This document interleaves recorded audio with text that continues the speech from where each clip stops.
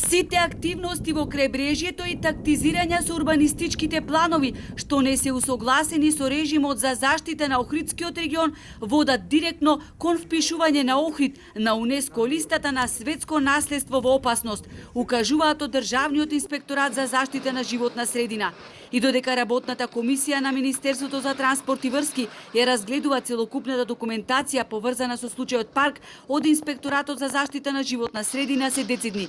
Градежните активности во Горица, каде се сруши ресторанот парк за на негово место да се гради хотел на 3 ката и подпокрив во вкупна висина од 13,5 метри, не ни смееле да започнат.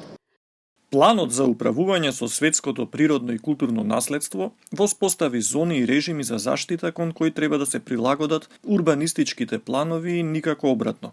Во зоната со ширина од 50 метри, сметано од границата на катастарската парцела во која се наоѓа спорниот објект, се забранува било каква урбана трансформација, што представува препорака од извештајот на реактивната мисија на УНЕСКО.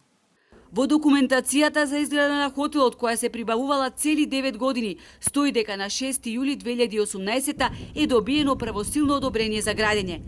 Но за експертите не е спорна само важноста на одобрението за градба на хотелот, туку и решението со кое се одобрува елаборатот за заштита на животна средина, кое е издадено пред 11 години. Ова го отвора прашањето дали овој документ е неважечки.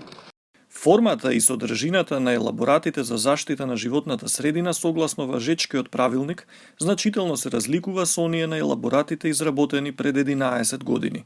За новите постапки по 2014 година би требало да се применува новиот правилник и следствено да се надгради постојниот елаборат за заштита на животната средина.